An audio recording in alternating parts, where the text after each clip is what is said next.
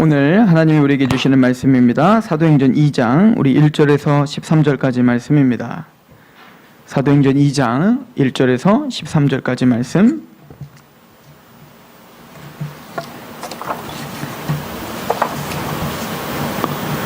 사도행전 2장 1절에서 13절 제가 봉독할 때 하나님의 음성으로 받으시길 소망합니다. 오순절 날이 이미 이름에 그들이 다 같이 한 곳에 모였더니 호련히 하늘로부터 급하고 강한 바람 같은 소리가 있어 그들이 앉은 온 집에 가득하며 마치 불의 혀처럼 갈라지는 것들이 그들에게 보여 각 사람 위에 하나씩 임하여 있더니 그들이 다 성령의 충만함을 받고 성령이 말하게 하심을 따라 다른 언어들로 말하기를 시작하니라. 그때 경건한 유대인들이 천하 각국으로부터 와서 예루살렘에 머물러 있더니 이 소리가 나매 큰 무리가 모여 각각 자기의 방언으로 제자들이 말하는 것을 듣고 소동하여 다 놀라 신기하게 여겨 이르되 보라, 이 말하는 사람들이 다 갈릴리 사람이 아니냐? 우리 각 사람이 난 곳 방언으로 듣게 되는 것이 어찌 됨이냐? 우리는 바데인과 메데인과 엘람인과 또 메소포다미아, 유대와 갑바도기아, 본도와 아시아, 블루기아와 밤빌리아, 애국과 및 구레네에 가까운 리비아, 여러 지방에 사는 사람들과 로마로부터 온 나그네, 곧 유대인과 유대교에 들어온 사람들과 그레데인과 아라비아인들이라. 우리가 다 우리의 각 언어로 하나님의 큰 일을 말함을 듣는도다 하고 다 놀라며 당황하여 서로 이르되 이 어찌 된 일이냐 하며 또 어떤 이들은 조롱하여 이르되 그들이 세술에 취하였다 하더라. 아멘. 사도행전 2장은 우리가 잘 알듯 오순절 성령 강림의 사건이 기록된 장입니다. 오순절 성령 강림은 우선 구속사적 신학적으로 대단히 중요한 사건임을 제가 여러 설교를 통해서 몇 차례 설교했던 것 같습니다. 예수님이 십자가에 잡혀 돌아가신 그 밤이 바로 유월절이었죠. 예수님이 십자가에 돌아가신 그 유월절 사건 이후로 이제는 오순절이에요. 그래서 50일이 지나서 오순절이 임했고 40일 동안 예수님은 제자들과 함께 계시면서 하나님의 나라에 대한 이야기를 하고 승천하셨고, 그리고 너희는 예루살렘에서 기다리라. 몇 날이 못돼 성령의 세례를 받을 것이다 라고 하는 약속을 이미 받은 상태였습니다. 여러분들이 사도행전을 이해하기 위해선, 특별히 또 성령님의 사역에 대해 이해하기 위해선 요한복음 14장, 15장, 16장을 여러분들이 정독을 하셔야 될 필요가 있어요. 성령님이 하시는 역할은 죄를 깨닫게 하시는 것, 또 그 예수 그리스도를 증거하시는 것, 그 일들을 성령님께서는 하시는 것이다 라고 이야기를 했고, 드디어 그 성령님이 본격적으로 이 땅에 강림하시는 사건이 바로 오늘 본문 성령 오순절 사건 이야기입니다. 성령님에 대한 묘사를 우리가 좀 살펴보면, 오늘 보면 급하고 강한 바람과 같이 오셨다라고 이야기를 하죠. 이것은 주님이 성령님을 묘사했던 이야기이기도 해요. 니고데모에게 네가 물과 성령으로 거듭나야 돼 라고 이야기하면서 그 성령님은 요한복음 3장 8절에 바람이 임의로 불매 내가 그 소리를 들어도 어디서 와서 어디로 가는지 알지 못하나니 성령으로 난 사람도 다 그러하다 라고 이미 성령님을 바람으로 비유하여 우리에게 설명을 해주셨죠. 즉 예수님이 말씀하신 그 이야기를 보면 바람이 임의로 불매, 즉 이거는 사람이 일으킬 수 있는 게 아니라는 거예요. 성령님은 사람이 일으키는 바람이 아닌 거예요. 바람은 임의로 붑니다. 즉 성령님이 주권 속에서 오시는 거고, 성령님의 주권 가운데 그 왕이신 하나님의 뜻 가운데 부는 것이 바로 성령의 바람입니다. 여러분들의 열심과 여러분들의 어떤 그 노력으로 성령님을 끌어당길 수 있는 게 아니란 말이에요. 물론 제자들은 예루살렘 다락방에 모여서 열심으로 기도를 했습니다. 그러나 그 기도가 성령님을 내리게 한 것은 아닙니다. 이해가시죠? 성령님이 강하게 예루살렘 교회에 역사하신 것은 바로 주님의 약속이 이루어진 겁니다. 주님이 몇 날이 못 되어 오겠다 하신 성령님이 오신 거고, 그것은 바로 성령님이 임의로, 즉 성령님의 주권 가운데 지금 교회에 부어지고 계시는 겁니다. 또한 그 소리는 들어도 어디서 와서 어디로 가는지 알지 못해요. 즉 성령님의 그 역사는 신비한 겁니다. 우리가 보통, 저도 예전에 그렇게 들었는데, 성령님은 바람으로 역사하신다. 그래서 집회 때마다 막 바람 불기를 얼마나 육체적인 바람, 막 어떤 느껴지는 거,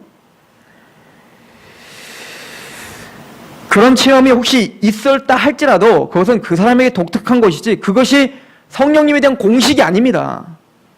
성령님을 나의 잣대와 나의 경험과 나의 어떤 주관 가운데 이 말씀을 자꾸 곁들여서 그렇게 오해하지 않길 바랍니다. 성령님은 신약시대에만 계셨던 건 아닙니다. 성령님은 이미 구약시대의 창조 사역 때부터 이미 성령님은 살아계셨죠. 그죠? 그래서 창세기 1장 2절에 보면 하나님이 천지를 창조하실 때 누구와 함께 창조하시냐, 바로 성령님과 함께 창조하시는 모습을 보여주고 있죠. 창세기 1장 2절에 땅이 혼돈하고 공허하며 흑암이 깊은 위에 있고 하나님의 영은 수면 위에 운행하십니다. 그죠? 즉 이 땅을 창조하신 창조주라는 거예요, 성령님은. 그런데 주님께서는 구약 전체를 통하여서 그 성령님이 이제 본격적으로 불게 될 것이다 라는 것을 예언했어요. 즉 이 얘기는 무슨 얘기냐면, 성령님은 미미한 바람으로 구약시대에 임했었습니다. 미미하게. 즉 특정한 장소에, 특정한 때에, 특정한 사람들에게 부어졌단 말이죠. 미미했어요. 모든 사람들이 성령에 체험할 수 있던 시대가 아니었단 말입니다. 그래서 예언자들, 특히 또 사사들, 이런 성령의 영감과 성령의 권능 가운데 임하여 하나님의 특별한 사역을 할 때 하나님은 임하셨었죠.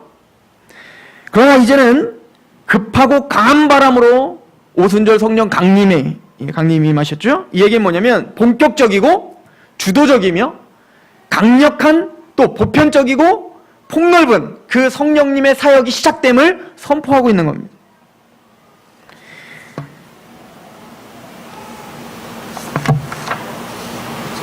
이사야서에 보면 성령님에 대해서 우리가 유추해 볼 수 있는 내용이 좀 있는데, 이사야서 53장 12절에 이렇게 예언이 되어 있어요. 새 언약의 시대, 즉 신약 시대, 복음이 선포되는 시대에는 이사야서 53장 12절에 그러므로 내가 그에게 존귀한 자와 함께 몫을 받게 하며 강한 자와 함께 탈취한 것을 나누게 하리니 이는 그가 자기의 영혼을 버려 사망에 이르게 하며 범죄자 중 하나로 헤아림을 받았음이니라. 그러나 그가 많은 사람의 죄를 담당하며 범죄자를 위하여 기도하였느니라. 이게 지금 무슨 얘기입니까? 예수님의 십자가를 지금 예언하고 있죠. 그가 자기 영혼을 버려 사망에 이르게 하며, 즉 스스로 자기의 목숨을 버려 사망으로, 사망이라는 걸 알 수 없으신 하나님이신 예수님이 자기 스스로를 사망의 그 고난으로 스스로 선택하여 들어가셨다는 거예요. 그리고는 자기를 죽인 그 범죄자를 위해서 기도하시는 분이시다라고 하는 거예요. 그때가 되면 강한 자와 함께 탈취할 것을 나눌 것이다. 즉 하나님의 왕권위와 사단의 권세가 탈취당하고 이제는 하나님의 왕국이 강력하게 임하는 그날이 보여지게 될 거예요. 뭘로? 바로 예수님의 십자가 사건으로. 이것이 바로 예언된 거죠. 이것을 조금 더 구체적으로 시편 2편에 이렇게 선포됩니다. 시편 2편 8절, 내게 구하라. 내가 이방 나라를 내 유업으로 주리니, 예수님께 하시는 얘기죠. 내 소유가 땅끝까지 이르리로다. 즉 예수님이 십자가와 부활 사건, 그 구속의 사건이 일어나는 날 이제는 내 소유가 어디까지 이르리라? 땅끝까지 이르리라. 즉 그 탈취가 일어나는 거예요. 이제는 그 사단의 권세가 깨어지고 이제는 주님이 이제는 그 왕국을 세우시는 그 획기적인 그날이 바로 십자가 사건을 통해서 이루어지는 걸 선포하는 겁니다. 이미 6월절 날 예수님은 십자가에 죽으셨죠? 그리고 이제 오순절이 왔습니다. 즉 첫 열매를 하나님께 드리는 그 오순절날 성령님이 강하게 임재하셔서 이제는 그 십자가, 그 하나님의 십자가 사역, 예수님의 그 6월절의 십자가 사역을 교회에 적용시켜 주시고 교회에 시작을 알리는 거예요. 첫 열매가 드디어 일어난 것입니다. 그리고는 아까 읽었던 구절과 한번 연결해서 한번 보세요. 사도행전 1장 8절.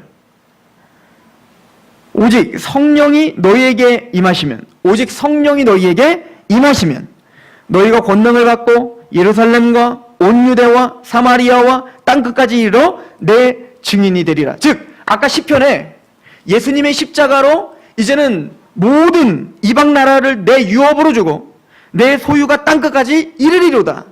이제는 모든 땅을 탈취하고 승리하고 너희가 목숨을 내어준 거, 그 예수님이 십자가에 내어준 그 목숨값, 이제는 네가 왕이 되어 이제는 그 땅에 하나님의 나라와 왕국이 땅끝까지 이르러 이제는 하나님의 소유로 바쳐지는 그 역사가 시작되리라. 근데 왔더니 사도행전은 그걸 성령이 너희에게 임하시면, 즉 6월절 사건, 즉 예수님이 십자가에 죽으신 그 사건과 성령님이 임하신 그 오순절 사건은 뗄 수 없는 사건이라는 거예요. 구속사의 한 국면들인 거죠. 즉 예수님이 십자가에 죽으신 것과 성령님이 이 땅에 강림하신 사건을 통하여 교회가 세워졌고, 이제는 그 교회를 통하여 온 유대와 예루살렘과 온 유대와 사마리아와 땅끝까지 이르러 극동인 우리 한국까지 복음이 전파됐잖아요. 이 사역의 시작이 바로 오순절 성령 강림입니다. 그러므로 오순절 성령 강림은 반복적으로 일어나는 사건이 아닙니다. 예수님의 십자가의 6월절 사건은 일생일 때 딱 한 번 일어나는 것처럼, 그죠? 오순절 성령 강림도 한 번 일어나는 겁니다. 예수님의 재림이 한 번이 오는 것처럼 바로 이 오순절도 그런 구속사적으로 우리가 해석하여 바로 독특하고 독보적인 그 오순절 성령 강림의 날, 즉 교회가 시작됨을 알리는 날이 왔음을 고백합니다. 물론 여러분들 안에 6월절, 즉 예수 그리스도의 십자가 사건이 역사적으로는 한 번 일어났지만 여러분들에게는 한 번 더 일어났죠. 개인적으로. 그죠? 그 6월절 어린 양의 그 피가 여러분들에게 인쳐지고 여러분들의 영적 6월절이 있었을 거 아닙니까? 구원받는 그날이 있었을 거 아닙니까? 그래서 성령님이 임하셔서 여러분들 거듭나게 하시는, 그게 영적 오순절일 수도 있겠죠. 그러나 이런 어떤 대대적인 그런 오순절 사건은 한 번 있는 거예요. 독특한 하나님의 예언이 성취된 그 사건임을 성경은 이야기해주고 있는 겁니다. 또한 성령님을 불의 혀처럼 갈라진다라고 표현하고 있어요.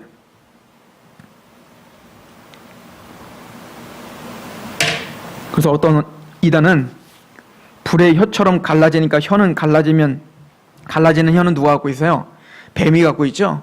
그래서 이것은 사탄과 연결된 것이고 막 이렇게도 푸는 이단들이 있어요. 그러니까 지금 이 불이 혀처럼 갈라진다는 것은 강한 불이 지금 교회에 임했다는 것으로 그렇게 그냥 알아들으시면 됩니다. 하나님은 바로 소멸하는 불이시죠. 즉 불 세례를 통하여서, 즉 이 성령 세례를 통하여서 죄를 태우시고 거룩한 하나님의 교회로 만드신다는 얘기인 거예요. 거듭나게 하시며 그 죄를 깨닫게 하시고 그 죄를 회개케 하시는 불이라는 겁니다. 소멸하는 불은 바로 죄와 타협할 수 없는 그 죄를 싹 태워버리시고 거기에 거룩한 하나님의 나라를 일으키시는 불이라는 겁니다. 그래서 예수님은 요한복음 14장부터 성령님에 대한 자세한 이야기를 하면서 그분은 우리의 죄에 대해서 책망하시는 분이다 라고 하는 거죠. 우리의 죄를 드러내시고 그 죄를 태우실 거예요. 예수님의 십자가의 은혜를 가지고 우리 안에 태우시는 그런 불이십니다.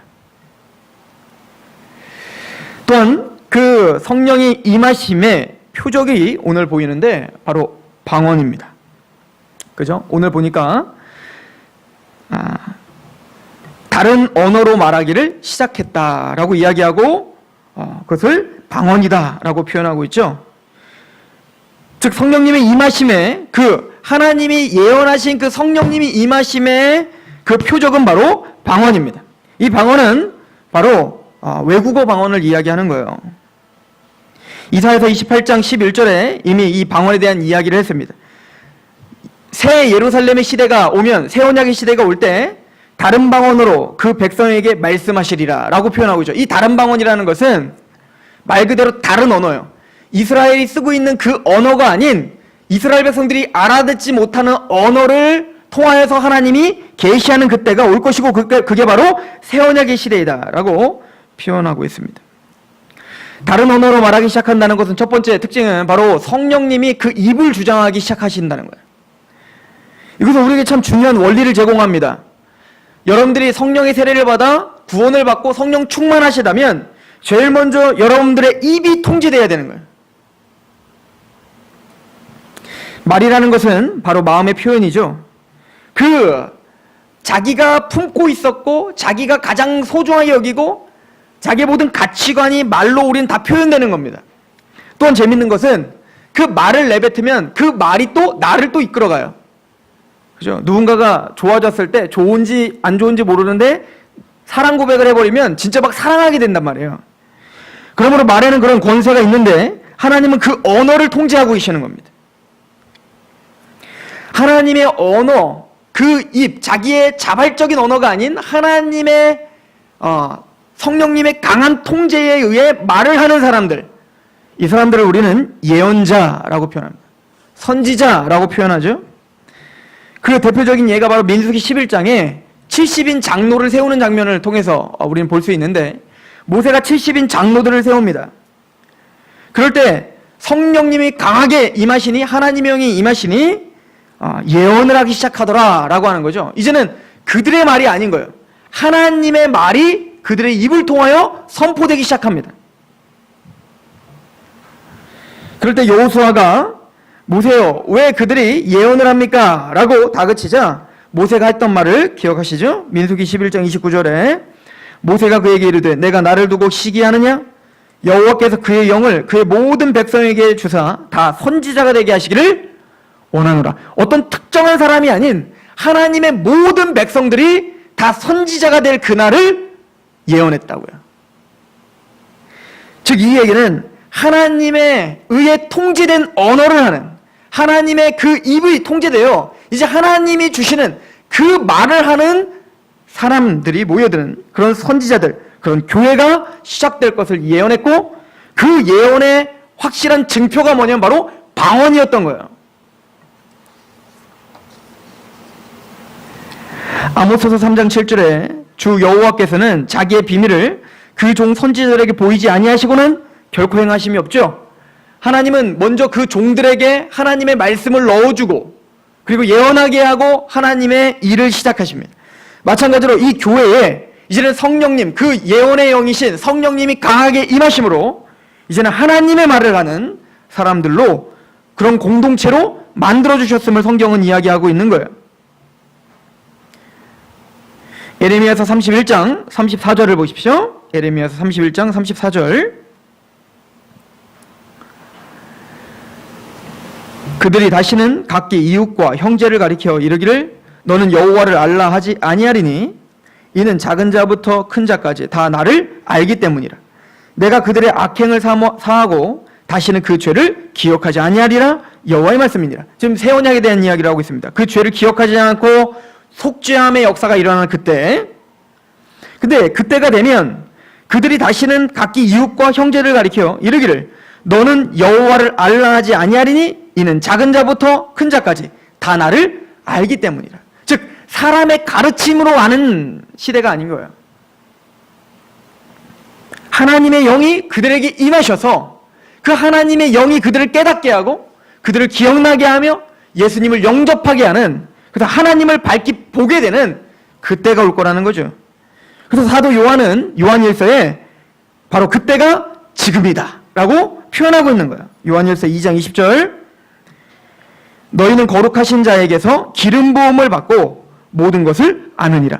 성령님의 기름 부음을 받은 하나님의 백성들, 이걸 우리는 성령 세례라고 하는 겁니다. 우리가 이미 앞에서 성령 세례를 공부했기 때문에 제가 길게는 설명하지 않겠습니다. 즉 복음을 듣고 성령님의 기름 부음, 성령님의 그 임재함으로 인쳐지고 믿어지고 그 하나님을 밝히 보는 하나님의 백성들, 이제는 그 기름 부음이 이제는 모든 것을 알게 하는 교회이죠. 요한일서 2장 27절도 보세요. 너희는 주께 받은 바 기름 부음이 너희 안에 거하나니 아무도 너희를 가르칠 필요가 없고 오직 그의 기름 부음이 모든 것을 너희에게 가르치며 또 참되고 거짓이 없으니 너희를 가르치신 그대로 주 안에서 거하라. 그 성령의 기름 부음이 너희를 가르치신다. 그렇다면 여러분들이 목회자에게 성경 공부도 할 필요 없고 공부할 필요도 없다는 얘기입니까? 아니에요. 교회는 목사와 교사를 세우셔서 말씀을 연구하라라고 분명히 이야기하고 있죠. 그 말씀을 연구할 때 이 성경의 원저자이신 성령님이 해석해 주시겠다는 거예요.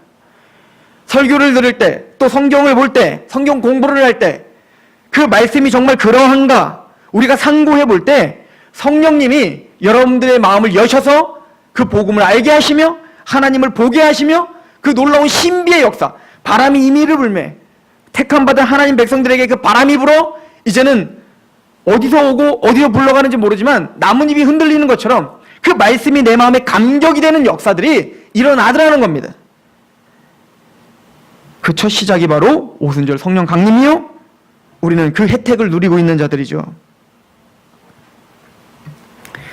즉 방언을 우리가 이야기할 때 먼저는 바로 하나님의 말씀에 의해 통지되는 언어를 하는 사람들, 이것을 바로 교회 시대의 가장 큰 표적으로 보이고 있는 겁니다. 또 하나는 이 방언을 말함은 믿는 사람들끼리 나 방언 받았네 라고 좋아하게 하기 위해서 준 게 아닙니다.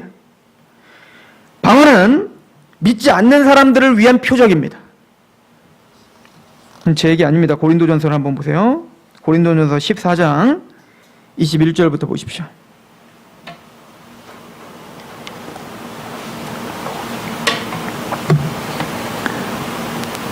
율법에 기록된 바 주께서 이르시되 내가 다른 방언을 말하는 자와 다른 입술로 이 백성에게 말할지라도 그들이 여전히 듣지 아니하리라 하였으니, 지금 구약 성경에 이미 선지자가 예언했다는 거죠. 다른 방언, 이 다른 방언은 언어입니다. 다른 언어예요. 외국어 언어. 즉 하나님의 시대에는 그런 다른 방언으로 말하는 자와 다른 입술로 이 백성에게 말을 할 거예요. 그 역사가 이루어지는 것은 뭐냐면 바로 그 시대가 왔다는 표적입니다. 그래서 오순절날 성령 강림이 임했을 때 방언이 임한 거예요. 즉 뭐예요? 구약 전체가 예언했던 그 시대, 예수님의 십자가, 그 십자가로 모든 원수가 탈취되는 이제는 그때가 도래하여 하나님의 왕국 교회가 세워졌다는 것을 선포하기 위한 아주 중요한 표적이란 말입니다. 그런 22절에 그러므로 방언은 믿는 자들을 위하지 아니하고 믿지 아니하는 자들을 위하는 표적이다. 이 무슨 얘기입니까? 여러분들 믿지 않는 사람들이 있는데 믿지 않는 저 인도 사람이 우리 교회에 방문을 했다고요. 어지로 끌려들어서 왔는데 저는 인도말을 한 번도 배운 적이 없어. 그런데 갑자기 성령이 강하게 임재하더니 제가 막 설교를 하는데 갑자기 인도말로 막 복음을 전하는 겁니다. 그러면 그 인도 사람이 정확한 발음에 자기 나라 말이 선포되는 걸 보면서 얼마나 놀라겠습니까? 그리고 이 사람이 전혀 인도말을 배워보지 않았다는 것을 알게 되었을 때에는 하나님을 인정할 수밖에 없게 되겠죠. 이게 방언의 능력이었던 거예요. 이게 초대교회 때 일어났던 겁니다. 그래서 방언은 믿는 사람들을 위함이 아니라 믿지 아니하는 사람들을 위한 표적이다라고 분명하게 써있는 거예요. 고린도전서 14장에. 여러분들은 방언을 그렇게 사용하십니까? 이 방언은, 이 언어적인 외국어 방언은 사도시대에 독특하게 있었던 아주 중요한 표적 중에 하나였던 것입니다.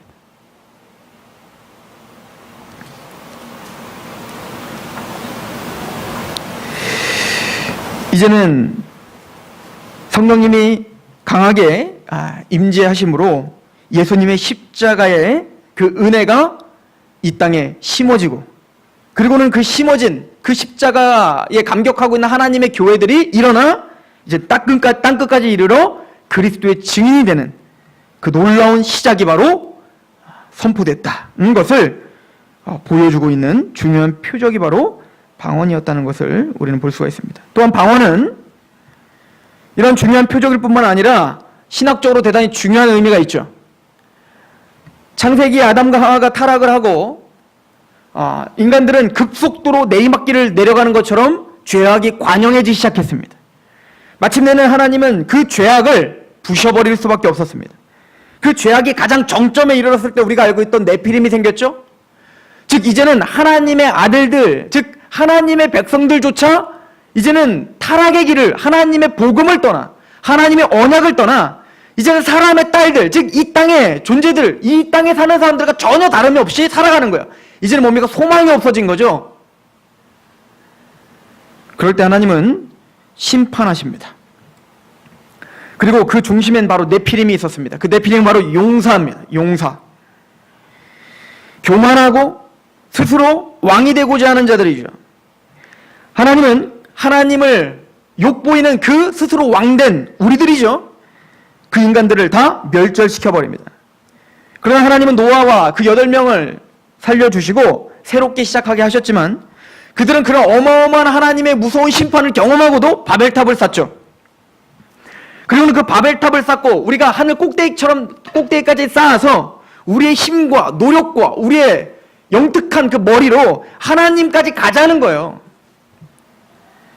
하나님은 그 교만을 부수기를 원했고 흩어버리기를 원했고 저주를 하기 원했죠. 그래서 했던 것이 뭡니까? 언어를 혼잡하게 하여 한마음이 되지 못하도록 흩어버린 겁니다. 이게 저주였습니다. 이건 대단히 큰 상징이요 우리에게 주는 신학적 메시지입니다. 즉 하나님은 그렇게 바벨론, 높아진 바벨론, 영적인 애굽, 즉 우리의 그 자아를 무너뜨릴 거야.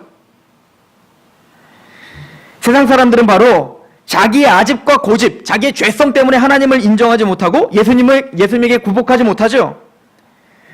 우리가 다른 점은 무엇입니까? 우리의 다른 점은 성령님이 우리에게 강하게 임하셔서 우리의 그 높아진 마음이 부서진 것뿐이에요. 부서지고 부서져서 하나님만을 의지할 수밖에 없는 사람으로 된 겁니다. 율법 앞에 서서 내가 죄인입니다 라고 고백할 수 있는 자리에 선 거고, 그리고 그렇게 낮아져 이제는 드디어 회복된 하나님의 왕됨을 다시 인정하는 하나님의 백성들의 모임들이 이루어졌는데, 그때 이루어진 게 뭡니까? 바로 방언이라고요. 즉 다른 언어, 로마인, 갑바도기아인 그런 여러 사람들이 모였는데 사도들이 전파할 때 어떻게 합니까? 언어를 방언을 하게 함으로 그 혼잡했던 언어, 이제는 말이 통하지 않았던 그 언어가 통일되기 시작하는 거예요. 알아듣기 시작하는 겁니다. 바벨탑의 교만은 언어에 혼잡스럽게 흩어버림으로 하나님이 저주하셨던 것처럼 이제는 예수 그리스도로 말미암아 낮아지고 겸손해진 하나님의 왕국은, 하나님의 교회는 이제 하나로 만들고 한 마음으로 한 입술로 이야기를 하는 공동체로 만들어주셨다라고 하는 중요한 메시지가 있는 거죠. 그렇다면 성령님이 그렇게 강하게 임재하여 교회가 성령님을 통하여 했던 일은 무엇입니까? 오늘 본문은 그 대답이 나옵니다. 우리 사도행전 2장 11절입니다. 그레데인과 아라비아인들이라 우리가 다 우리의 각 언어로 하나님의 큰 일을 말함을 듣는도다. 성령님이 임하셨을 때 교회가 방언으로 한 이야기는 예언적 선포였습니다. 그 방언으로 선포했던 하나님의 성령님의 그 주권 가운데 그 입을 주장당하는 그 하나님의 선지자들, 하나님의 교회들은 무엇을 선포했습니까? 바로 하나님의 큰 일을 말하거든. 그 하나님의 큰 일이 뭘까요? 이미 누가는 사도행전을 쓰기 전에 누가복음을 시작하면서 누가복음 1장에 이미 시작하면서 하나님의 큰 일이 무엇인지를 우리에게 설명해 주고 있어요. 누가복음 1장 46절을 보시면 마리아의 찬양시가 나옵니다. 예수님이 잉태되고 예수님을 통하여 구속사역이 일어날 것에 대한 것을 알았던 마리아가 이렇게 고백을 합니다.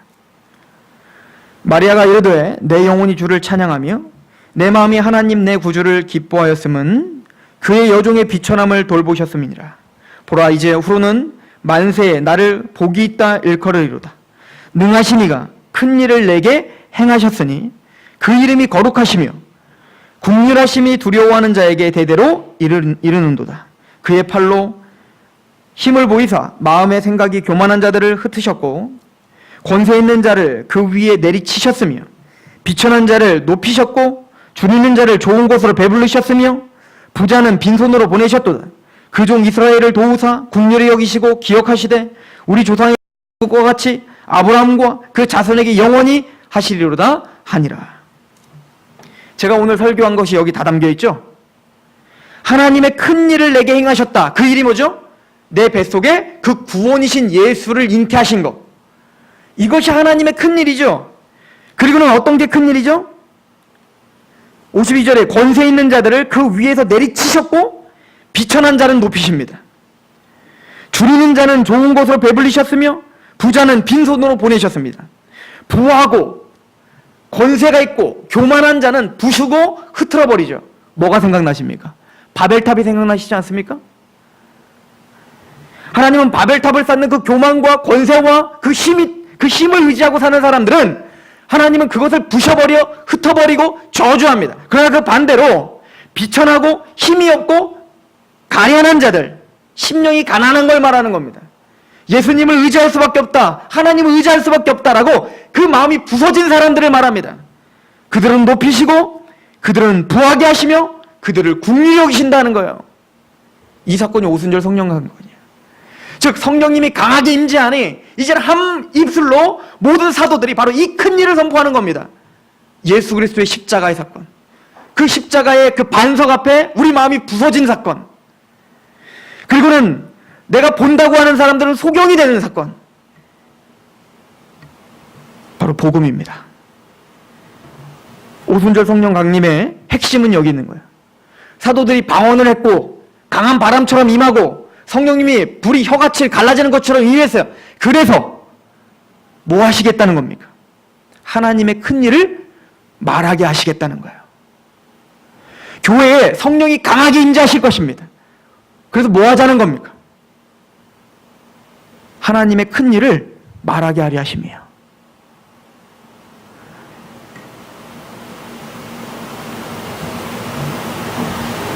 성령님의 지배를 받는 사람들에게는 항상 조롱이 따라옵니다.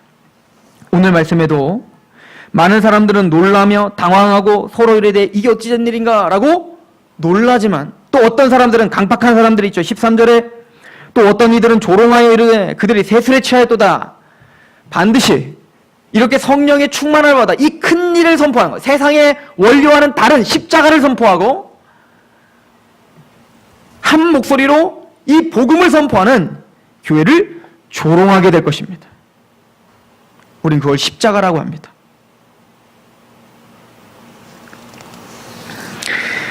그래서 이렇게 오순절 성령 강림이 임한 그 이후에 사도들은 성령님의 충만이라는 단어들이 계속 나타납니다. 그리고 성령님의 충만이라는 단어와 함께는 반드시 하나님의 말씀을 담대히 선포하였더라가 따라오게 돼 있어요.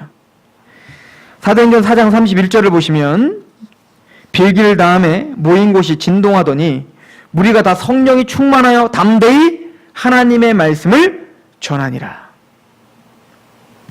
사도행전 5장 29절부터 32절을 보시면 베드로와 사도들이 대답하여 이르되 사람보다 하나님께 순종하는 것이 마땅하니라. 너희가 나무에 달린 죽인 예수를 우리 조상의 하나님이 살리시고 이스라엘에게 회개함과 죄사함을 주시려고 그를 오른손으로 높이사 임금과 구조로 삼으셨느니라. 우리는 이 일의 증인이요 하나님이 자기에게 순종하시는 사람들에게 주신 성령도 그러하도다. 즉 사도들의 증거인 이 성경과 이 성경을 쓰게 하신 성령님이 증인이십니다. 베드로는 예수님의 십자가 사건 앞에 도망갔고 3번이나 예수님을 부인했던 그런 연약한 자였습니다. 그러나 그 베드로에게 성령이 임하시니 이제는 하나님께 순종하는 것이 사람들에게 순종하는 것보다 더 낫고 합당하고 나는 주의 종이다 라고 목숨을 걸며 하나님의 큰 일을 선포하는 자가 되도라 라고 하는 것이죠. 오늘 성령님에 대한 이야기를 보면 성령님은 3절에 보십시오. 사도행전 2장 3절에 마치 불의 혀처럼 갈라지는 것들이 그들에게 보여 각 사람 위에 하나씩 임하였더니. 성령님은 각 사람에게 임하는 겁니다. 교회가 성령 충만하다고 하여 같이 성령 충만한 게 아니라 하나님은 하나님의 주권 가운데 각 사람에게 성령이 임재하는 거예요. 그리고 성령이 임재와 성령님의 부어지심이 있는 사람들은 하나님의 큰일, 하나님의 말씀을 담대히 선포하는 그 일에 힘을 내고 그 일에 모든 우선순위를 두는 사람들이 된다는 것입니다. 저는 저와 여러분들이 그리고 이 교회가 성령으로 충만한 교회이길 소망합니다. 하나님의 성령님의 통제에 의해 하나님의 큰 일을 선포하는 그런 교회이고 성도이길 기도합니다. 기도하겠습니다. 하나님, 우리가 성령 강림에 대한 하나님의 메시지를 봅니다. 우리 마음 안에 있던 높아진 교만한 바벨탑을 무너뜨려서 주시고 이제 성령님으로 말미암아 예수 그리스도 앞에 구복하게 하신 하나님의 은혜 앞에 우리가 서 있습니다.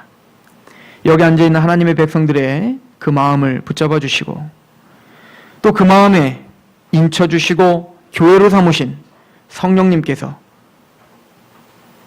성전 삼아주신 성령님께서 우리 귀한 하나님의 성도들을 충만하게 채워주셔서 이제는 하나님의 복음에 감격하게 하고 그 복음을 선포하는 일에, 그 복음을 부끄러워하지 않는 일에 담대히 서 있을 수 있는 하나님의 백성들로 빚어가 주시옵소서. 그렇게 역사하실 하나님을 기대하며 예수 그리스도의 이름으로 감사하며 기도합니다. 아멘.